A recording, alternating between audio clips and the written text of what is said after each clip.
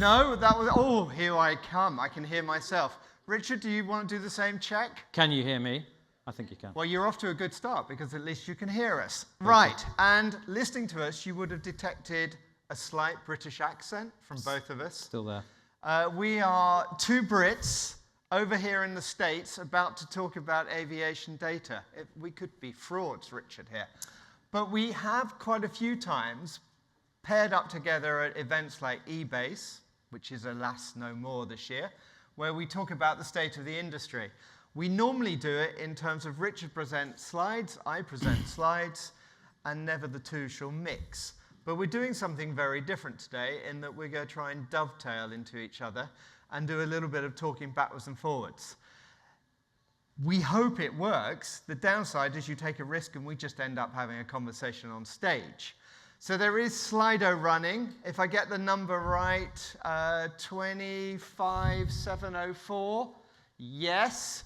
So if you get the Slido application up, we will take questions as we go. Right, let me take the first thing to Richard, because with WingX, you are analyzing millions of flight activity. We see the pricing and the data side, but as you look at 2025, what was the biggest surprise? Thanks, Oliver. And thanks, Avinode, for inviting me. Really appreciate it. Fantastic place. I see some familiar faces, some I've not met before, so very nice to meet you. WingX is a company that's dedicated, as Oliver said, to tracking as many different sources for flight activity as possible, consolidating that into a unique blend of what flies where. Not just business jets, by the way, but everything through cargo aircraft, airliners, military, government, helicopters. So our mission is to connect that data to other sources, including now that we're within the group, the JetNet information on who owns what and who flies what, to provide the sort of deepest insight possible to service providers like yourselves. And you know, I think to answer your question, Oliver, what we saw in 2025 was really a pretty solid industry. And increasingly, we're seeing that in 2026, if measured by utilization. Also measured by lots of other metrics which we track in the market. You know, you're aware of the book-to-bill ratio, the lead times on new aircraft, the pricing in the pre-owned market, the number of pre-owned transactions. We are in a solid place as an industry, which is interesting because that is somewhat decoupled to a pretty nasty macro environment for our industry. I mean, you have to look back, and we're tracking records for 20 years to see that when the macro really goes wrong, this industry goes down with it. But, you know, fingers crossed, we will continue to see some pretty solid growth. We saw, like, just to answer your question, finally, we saw... We're getting there. We saw a 4% increase in sectors flown by business jets in 2025 compared to 2024. Might not sound great, the 4%, but I can tell you, having been in the industry as long as we have seen long periods of time, 10 years after 2008, where the compound annual growth rate was around 2%. So just measured by utilization, 2025 pretty strong. And I think if you think about on the European side, it was a flatter year last year. But if you think we've still got the war going on in Ukraine, we now have another small war underway in the Middle East, and lots of talk around aviation fuel becoming less available. It is interesting that we seem immune, partly as an industry. If there was wood, I'd be touching it. So let's get ourselves going on a few slides, because we've talked about now at top level, but let's start looking at what is going on across the regions. And Richard, if I get you to lead in with what's on the graph here, we might need to slide backwards and forwards so people can see the graphs behind us. I'm right in the way, that's true. You're right in the way. You're right in front of Brazil. Okay, well, we've got a lot of Avinode mauve here. I hope people can distinguish It is our event, Richard. It's You've fair plugged enough. your company, you know. Yeah, fair enough. Yeah, a few numbers I just mentioned. So this is actually 2026 through wherever we are, mid-May, 4.6% increase in flight activity. Actually, the European one is interesting, up by 3.6. That's a lot healthier than last year. And I think some of the reason for that growth is due to the Middle East, which is not broken out in this geographic split, which might have been interesting. The Middle East, in terms of BizJet sectors, is down by 20% this year, and it's actually really at a trend of kind of 33% since the conflict erupted. So we do see quite a lot of that, particularly charter activity, that would have gone from Europe to the Middle East coming into Europe. So I think that's one of the reasons we're seeing a slightly healthier European market, because there are all kinds of other headwinds in the European market which are, tempering that growth. Now, what this column chart shows is what we do at WingX in terms of attaching every tail sign to an operator and categorizing those operators according to their business model, essentially. So are they branded charter? Is it a fractional company? Is it an aircraft management company where we can see 135 tails, but it's not dedicated to charter?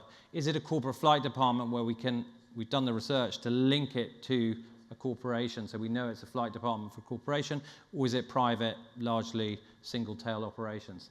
So what this chart shows is flight activity split by the distribution, and a very different distribution by country. So if you look globally, you'll see the black represents aircraft management. That is the most significant, not by a huge amount, but that is the most significant share of activity. In other words, owners having their aircraft managed by organizations. If you add all of that flight activity up, they're the biggest slot. But if you look at the US, that sort of light mauve color represents fractional.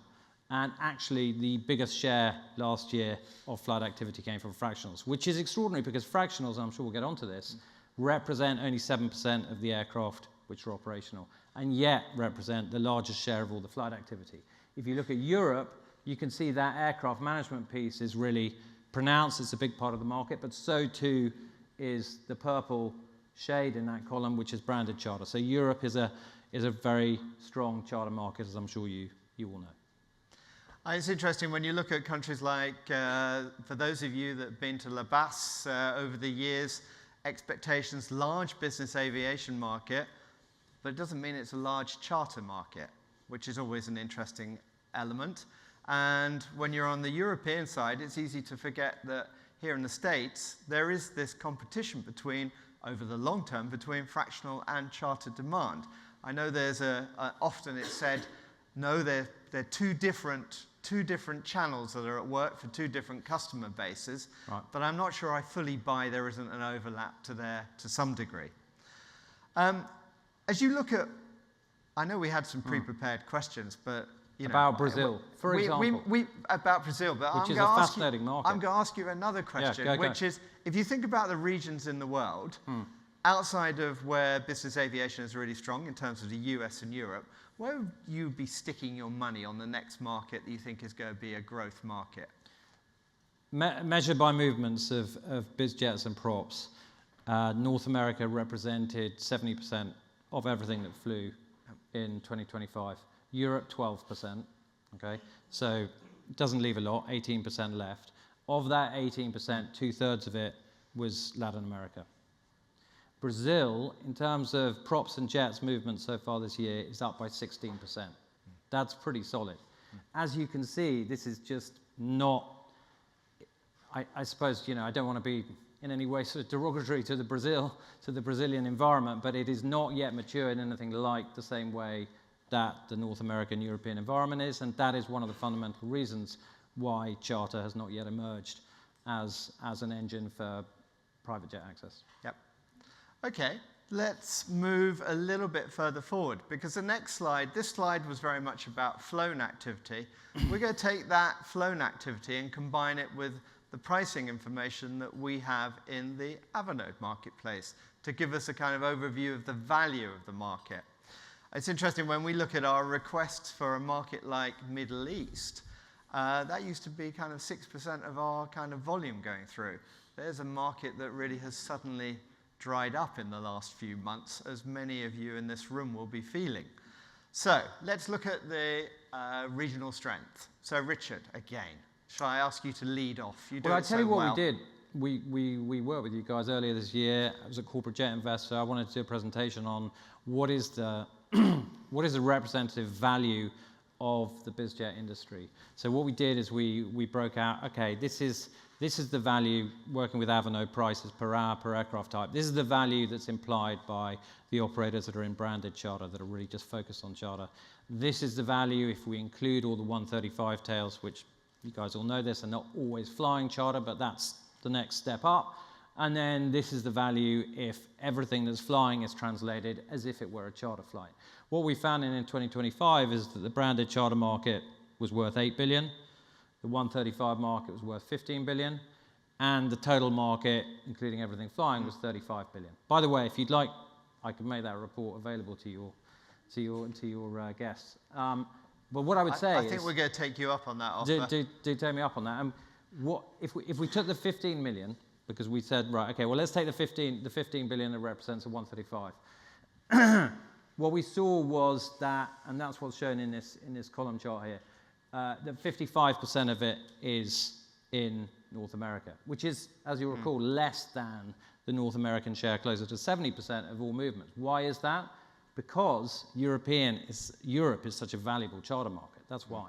Because Europe has 12% of the movements in terms of jets and props, but if you look here, almost 30% if represented by charter value. Why is that? It's because of the emphasis on larger aircraft, flying longer ranges, hence higher value. What you see here, which I would imagine is a challenge for your eyesight, is a breakout of that 15 billion into regional flows. And in case you haven't got a microscope, I'll just highlight one. The transatlantic flow, we estimate, is worth 1.2 billion. And interesting, if I'm just going to pull out one stat, has grown by 79% since 2019. In fact, if I can just digress on one other number, the overall market, just measured in movements, global, right, was up by like 4% last year. But if you look at it in terms of charter value, it was up by 11%.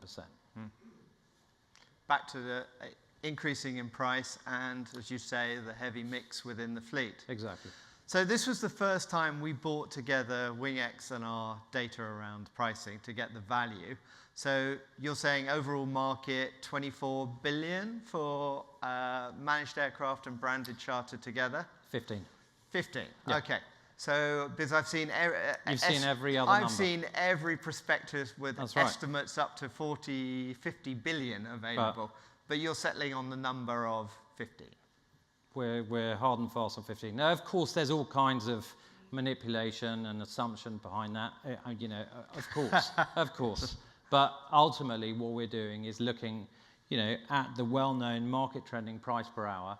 We're looking at the movements of the aircraft. We're taking account of, positioning legs and the way in which pricing differs by region. It is, I think, an important indication. It's not necessarily that it's absolute science. I think that what our industry needs, actually, is to get a better grasp on what the value of the service sectors are, rather than simply the noise and the movements, and etc. Okay, let's move forward then. I'm watching the clock in front of us. As feared, you and I can talk forever, stood up here. So, should we talk about fractional? Because it's come up several times already today. So,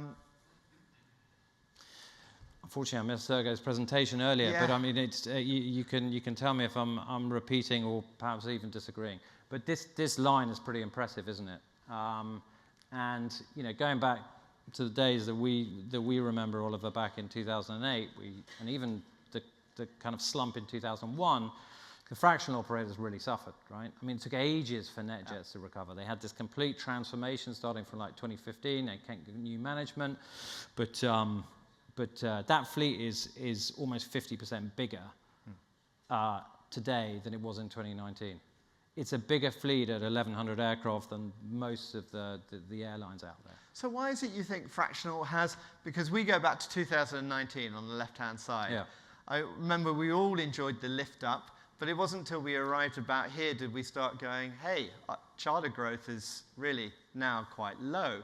Fractional powered on. What do you think the key driver of that growth is? Is it just aircraft arriving? I think that's a big part. They didn't have the capacity to meet the demand, so they took it from the charter market. I think all of you here know firsthand the degree to which that's true, because I'm not on the end of the phone or watching when the fractionals call in the charter lift. But I think that's part of it. I think that's part of it, not the entire story. So, as you and I were discussing a little bit earlier, you spoke around life. You believe life is getting harder for smaller operators when you start looking at these kind of numbers. Why do you think that's a permanent, or do you think that's just where we are right now? Yeah, I mean, I think it's an interesting insight, and we've tested it by looking at operators with younger aircraft and bigger fleet, and seeing what's happening to the share of all the hours in fractional and charter. And we're seeing the top 5 operators, for example, if I take the top 5 operators, Flex and NetJets and the top charter operators of Vista Group, we saw those 5 get to 55% of the market in terms of number of hours. They were closer to 40% back in 2019. So there is, an incremental consolidation going on here around programs, around fractional. And I think it speaks to the difficulties of being a small operator and the headwinds of, in particular, regulation is tough and a lot of costs have gone up. We know that, but also the scale of these big operators. They're well positioned. They can cover multiple geographies. They've got standardized fleet. The expectations in terms of customer service are far more reliable. I think that explains a lot. I know Algie was talking around partnerships playing a larger role in the European side than over here in the US. Is there any? We haven't seen the alliance of small operators for a long time. Do you think there are? No, we did see it back in the day, didn't we? We have seen it back in the day, out of your home city of Zurich. Yeah, it didn't get an awful long way, It didn't fly. Shall we move on then? Well, there are collaborations, aren't there? And what I do find interesting is to what extent the biggest, most successful US companies go to the European market or not. I was talking to Alan Walsh of Sentient, and he hasn't. I'm interested to know because he hasn't made that move. I was talking to John Redkay, obviously the FBO business. What about Atlantic? Why is Atlantic not in Europe? They haven't made that move. Wheels Up, and I know there are a few Wheels Up people. They were thinking, weren't they? But Kenny came to CGI almost every year to say he's coming. Surf Air did it and then closed down again. Yep. Interesting to see the other way as well. I've noticed that JetFly has got a deal with PlaneSense. Obviously, FlexJet's come over to Europe in quite a big way. Yep. So they're something on there. There are overlaps. So let's keep moving then. So we also did a little bit of a kind of looking at growth around imposing, just pulling out of our system the number of brokers we have in the system globally. And imposing it on the kind of monthly valuation of the market. And we got, surprisingly, quite a match between the two as we looked at how things were going. When you looked at this, what did you think? Well, I guess it's reassuring from your point of view to see that there's a kind of supply and demand match. I would be interested to see you pull this chart back to 2008 to actually, to verify what really is the elasticity of kind of broker supply when things go wrong or things go well. Because my impression, having been in it all these years, is that brokers, you just get more and more and more and more and more and more. Right? There is a long tail, probably not even using your platform, because I'm imagining that brokers using your platform are, they're pretty kind of solid providers, but there's a very long tail. And it's almost like, yes, we talk about technology now, but I think that's just going to encourage a certain resilience. That's going to facilitate more and more brokers. So, it doesn't surprise me that we're not seeing a big fluctuation in brokers, just a steady upward increase. I think Andy said earlier around, you've been a big trainer and provider of small brokerages over the years, haven't you? From Moscow backwards to the rest of Europe. We have seen an endless growth in brokers, serving very small niches of customers, but if you can be in that niche and successfully deliver the service, you seem to stay, as when we look at our numbers. If you make it through the first 2-3 years of operation, you're off. Yeah. Okay, so I'm doing the mental calculation between the number of minutes we have and the number of slides we have, Richard. Do I look panicked? Right. So let's pick a slide where I think I'm going to say a few words on. We took a look at what's the timing of the bookings coming in terms of from the date of departure. And you can see here, just in terms of the bulk are coming in within that 2-3 day, no shocker, prior to departure. There's a super long tail where there are more people who are having to organize trips and want the certainty that the trip is going to happen the way they want, longer out. But you can see how strong the bulk of the activity is in terms of the days prior to departure. And we can look at this by market, we look at this by aircraft type. It's a pretty repeating pattern that we see across. If you were running a low-cost airline, you'd be training that pattern to pay more for the privilege of booking at the last minute. In our industry, if you look on the right-hand side around hourly rates, and these are across North America, you can see there isn't a privilege that you pay for pricing at last minute. As we look through the Avinode system, at least what we're seeing, you can see it's quite the opposite. It's an interesting contrast to commercial aviation when that price premium is not there. Very logical though, really, isn't it? Because you got the risk, as operators will know in this room, of an aircraft not moving and all kinds of accumulating costs of keeping that aircraft unmoved. So it's not surprising that, you know, you're increasingly keen to discount the spot market price. And indeed, many of these operators are floating fleets, and they will take, you know, what we all know around empty legs, but essentially discounted prices to move the aircraft to the next demand. And why, again, you know, brokers can validate this here. I wouldn't be surprised knowing this, because I'm sure brokers know this kind of pattern and will probably aim to contact operators somewhat towards the last minute, knowing that that's when the better prices would be available. I've heard a complaint directed at me that Avinode helped drive that more one-way pricing market because you had suddenly demand that you could look at, you could sit and wait for that trip. Looking at this, that doesn't necessarily seem to be playing into a revenue management game, though.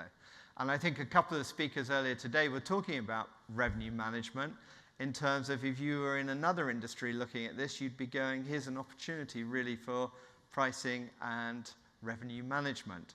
And I know some of the bigger operators are into this, but it's an interesting one because we still have many smaller operators in the system who just almost have flat pricing profiles, not looking for peak demand, not looking for seasonal, almost flat. And it's like, there's kind of, you're missing some money on the table. Right, should we keep going?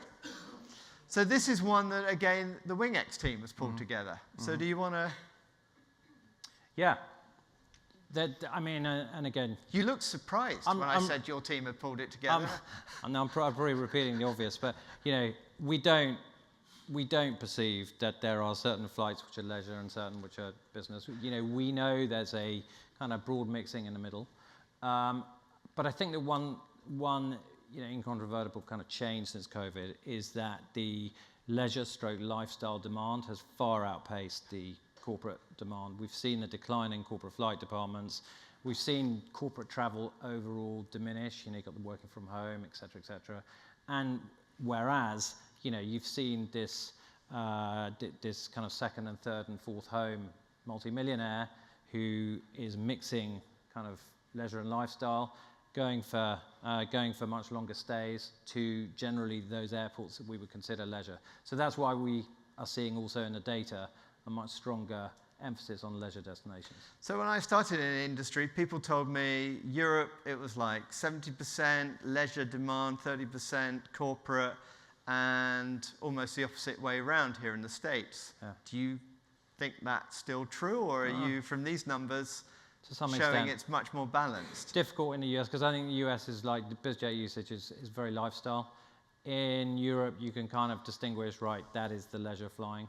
But it varies, of course, by country. I mean, look at Germany. Germany's mostly a corporate market, and that's one of the reasons why it's essentially stagnated back to the levels where we were in 2019. So one of the other things that have changed since 2019 is pricing. And this is a pricing index starting back in, again, 2019. You know, 100 is where we were at that point, and you can see the way it's grown. Now, I had a conversation, Algie, you asked for a couple of numbers, I think, when I spoke to you. You were asking me, what did a Luton to Nice, Luton is a London airport, cost on a light jet if I compare April this year with April 2018? It was 11,000 back in 18 and is now 17,000.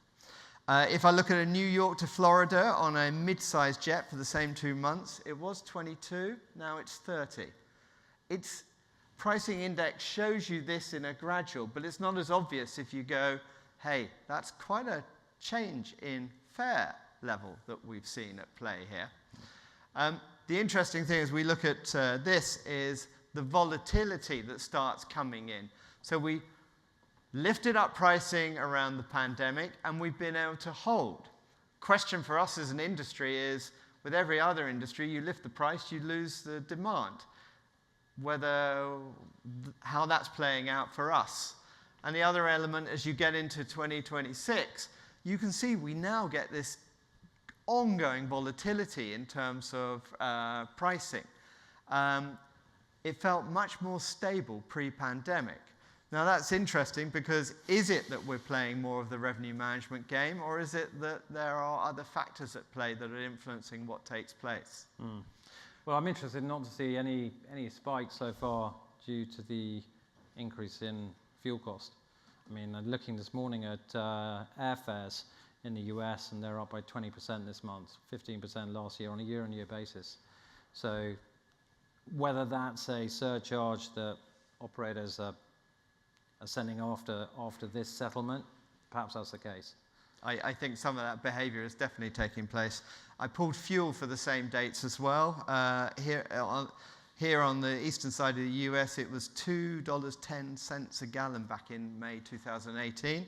And now we're up to, as I pulled the numbers for April, $4.13, and I guess still rising now that Europe has said that they will use Jet A and not just Jet A1. So it makes a difference to demand.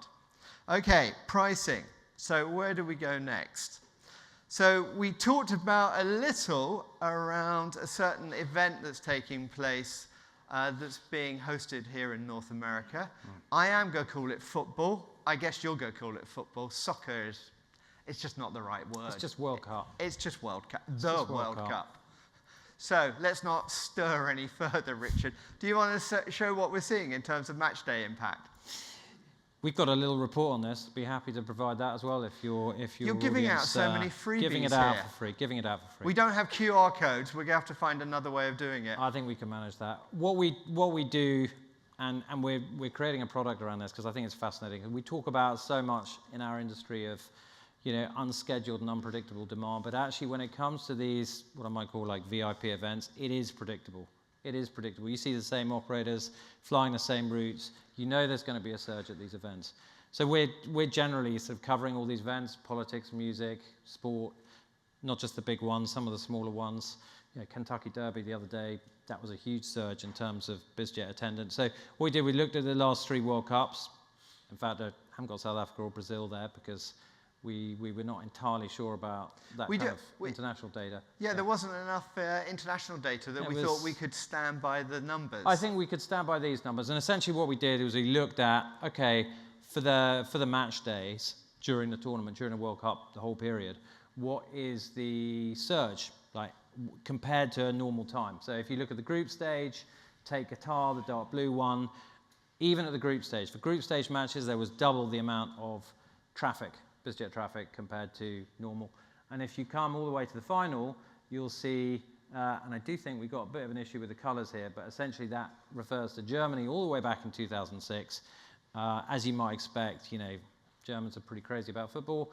Europe is a massive market for football. Absolutely gigantic surge in the finals over 20 times in terms of flights during the tournament or at the finals versus outside the tournament. So we took an average, just for the sake of an indicative valuation for this upcoming World Cup, we took an average for each of these stages. And then on the next slide, I'll show you how we, this is a very, very short version of our World Cup report. So you'll see more details when you see that. But if you go on the next slide, I'll show you how we translated that. And I'm assuming our colour confusion on Germany is the I don't know quite how to describe that colour, being colourblind on blue. Yeah, we got a bit of a cyan moment, haven't we? Yeah. You kind of get it, the one on the left. Yeah. When we looked at pricing, Qatar was quite interesting because we saw rates double in the marketplace around that entire period. For Russia, and we have to remember 2018 was when Russia was still a pretty important aviation market. Maybe 10% of our volume was flowing through. Right. And we only saw rates lift up by about 50% for that. That's interesting, yeah. It's going to be interesting to see what happens. So you said that next slide, and as if by magic, I will roll forward to it. I will explain in detail, but just one note on just to give you an idea of what we think the difference in scale is. For Vnukovo, for the finals 2018, there were 158 BizJet arrivals. Yeah. For the Super Bowl, Santa Clara airports, there were over 1,000. So, you know, when we think that when we look at the North American market, you've got way more business aviation, far more wealthy people, and I think it's going to be, you know, a completely crazy tournament. I think we're going to see a huge surge. But what we did on the conservative side was we took the surge from the previous tournaments and we applied that to the number of flights and the value of the charter market that we expect. So on the left here, what that means is that right up at the top, New York 27.9, that's 27,900 flights of all BizJet types coming to New York airports during the tournament. And then what we did on the right was we translated all of the flights into a charter value. And it actually, there's not a total shown, but it adds up to 500 million. Now, not all that 500 million is the World Cup surge. In fact, as you'll see in our other report, half of it is. So 250 million of the total 500 million we believe is going to come from the surge that we've extrapolated from the previous World Cups, which I think is conservative.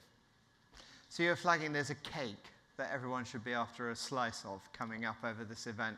Yeah. So do you think there is, because it's interesting, this tournament's being played across so many different cities, is there a city, do you think, we're likely to underestimate demand for? You know, I noticed that the CJI in Sao Paulo, was it? That they were, the Universal, now called Evans Company, were essentially saying, like, one of the reasons they went into Guadalajara was because they'd then be positioned for the World Cup traffic. So, you know, there really are going to be some really interesting venues.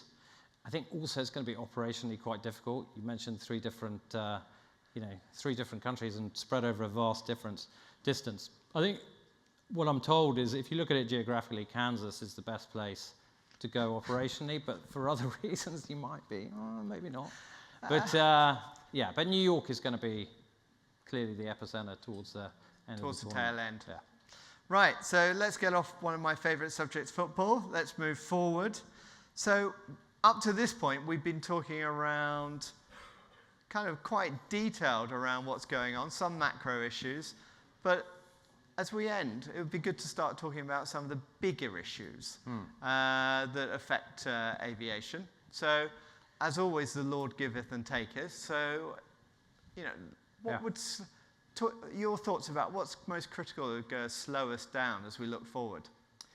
Well, I think for operators out there and here, you will all know that, you know, managing and operating an aircraft has become tougher and tougher. You've got all kinds of costs that weren't there before. You've got all kinds of snaggles through the sort of MRO and support.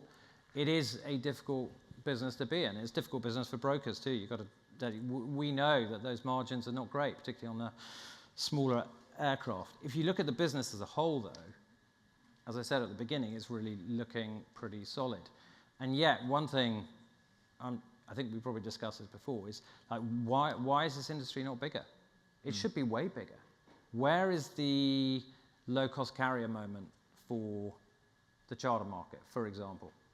I know it's naive to think that you can take BizJets and make them Ryanair, but there are elements of standardization which I think this industry could adopt. You had Sergey sat just in that chair behind you who had a crack at it, and he's not the only one in this room who's actually had a crack. So why do you think that's... It gets said, I've heard democratization of our industry so many times. If I had if I had $1 for every time I heard that. So why do you think? Standardization. I mean, I think that's That's what you need to scale up. As you know, that is one of the lessons from the success in the airlines and the LCCs is that standardization around the units, and that's not going to happen completely. No one's getting that. That's not going to happen completely, but you do see some of those lessons being learned. You do see these operators with young fleets, standard fleets, well-selected aircraft range, and you see the adoption of the digital back office, all of the efficiencies which allow these vast operators, and they'll be more like airlines. I don't know. Has this TV screen gone red? Yeah, I something's can't going to remember explode. what that's trying to tell us. Yeah, Jonna, I do know what that tells us. So, okay, what about taking the other side? If you look behind you, because we've now lost the. They've denied us the ability to look at our slides, Richard. Right. Thank you very much. That's this one. Look, there are some really successful operators out there. I mean, you look at the charter market, clapping along at like sort of 4 or 5%. It's not bad, but you look at what the likes of, I don't want to pick any favourites, but if you look at the like Thrive, Jet Excellence, Baker, I mean, these guys are, storming ahead. They're adding lots of aircraft. Okay, we don't know whether it ends in a boom and a bust, but there are operators really, really monstering it, really growing their market very quickly. So I'm looking at a couple of questions. I see they were censored because is it coming home was a question someone asked. That means, will England win the World Cup? Well, we haven't done since 1966, so I'm assuming the answer is no. But Daniel asked around, if you were a 6-airplane operator, what's the one part of data you should really be tracking? It's a very specific 6. No, it's very, I will allow you to go from 4 to 8, perhaps. No, it doesn't surprise me if that's a down that I know that it's quite so specific. It's I think one of the keys, and this is perhaps not specific to your 6 aircraft, but it's predictive demand. And I think, the data is there. I would say that as a data company, but the data is there. You've got the data, we've got the data. There is data there to predict where that aircraft needs to be, what kind of aircraft it needs to be, and what route it's likely to fly. I genuinely believe the data is there to work that out. What does that signal mean? I think she's trying to tell us. We're toast. Can I just take the last question that's on this list? And there's one question around, will all this be shared? The answer is yes. But the other one, which is an interesting one to end on, which is, the forecast for charter market looks pretty bleak versus fractional. Someone's just asked, should we just pack up and go home? Or in this case, get to the beach, I think might be the better answer to that question. Short answer before I get killed. But the only question what I would ask if I was in your shoes is, if the fractional market is booming and the programs are also doing great, does that permanently remove inventory from your business? Is that, I'm turning it back to you. Is that bad news? I think not. I think the more experienced the product, whether it's called fractional or charter, I think we've still got an upside ahead of us. I'm positive. Right, I am going to be shot at dawn. Actually, Richard could be shot first, I think. I would like to say a big thank you. We haven't got through all the questions, so we'll try and answer in a different way afterwards. You've been a wonderful audience. Richard, thank you very much. Thanks, Oliver. Thanks, everyone. Thank you. Thank you. Thank you.